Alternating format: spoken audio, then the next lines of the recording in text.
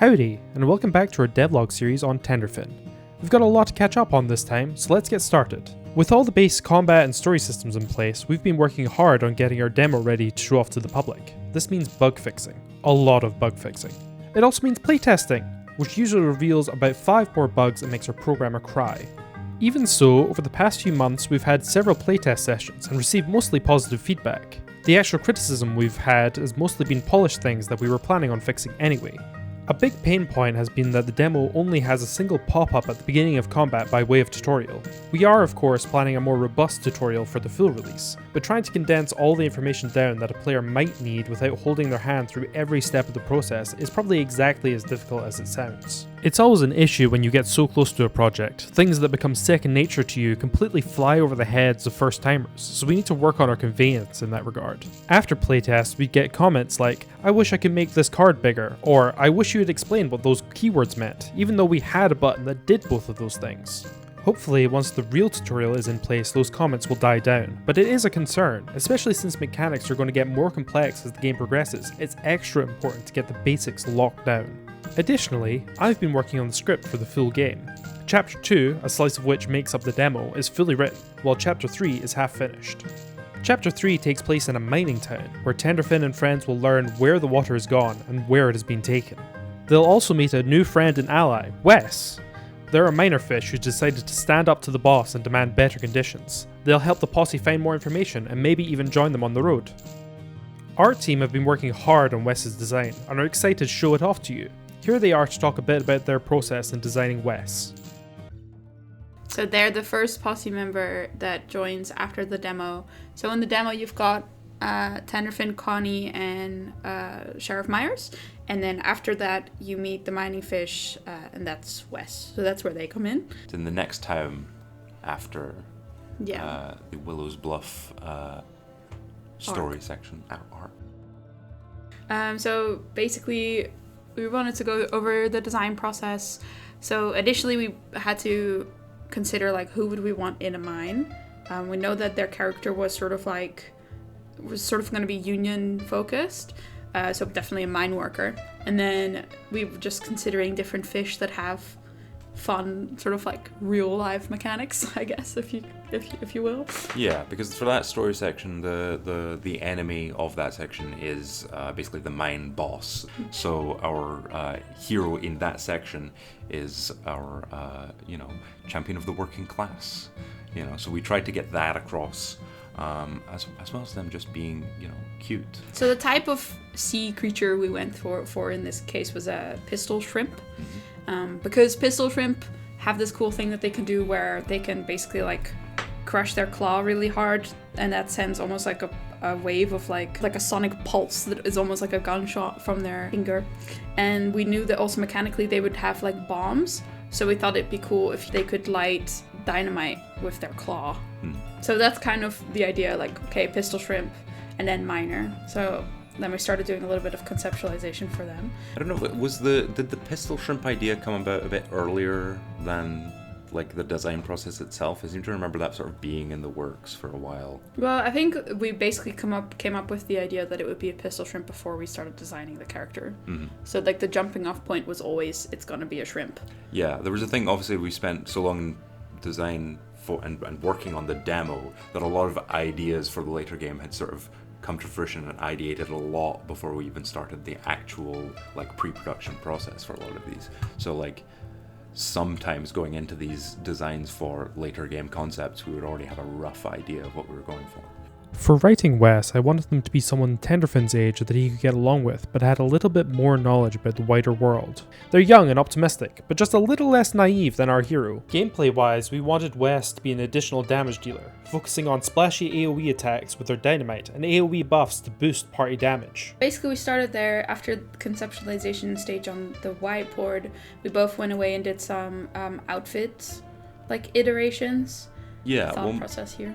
My main focus was on sort of leaning into a historical angle, because obviously we're making this game about a historical period, but also a fantasy version of that historical period.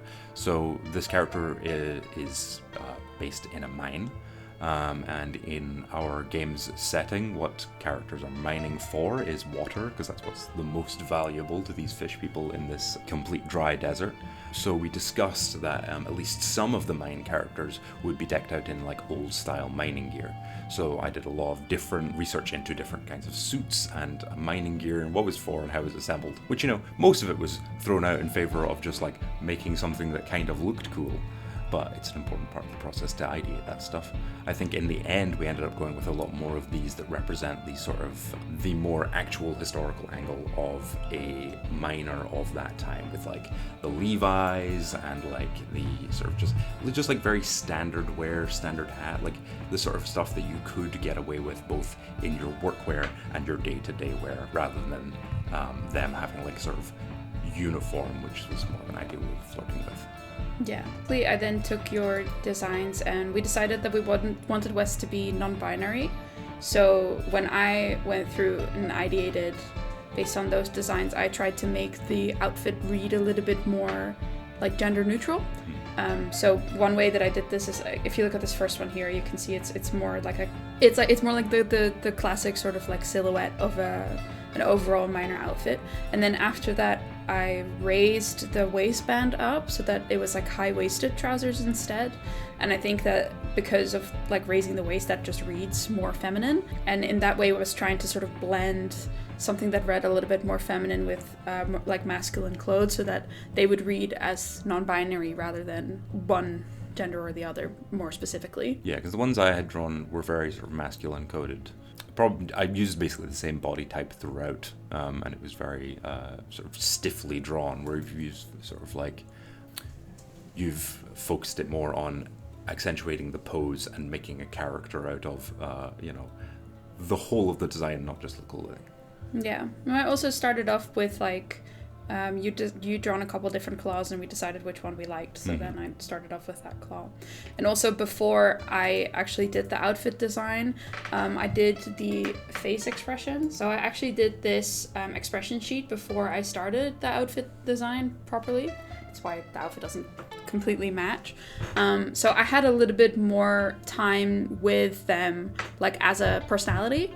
I had a little bit more time like exploring how they express themselves and like what sort of expressions they pull, and also like how their face geometry works.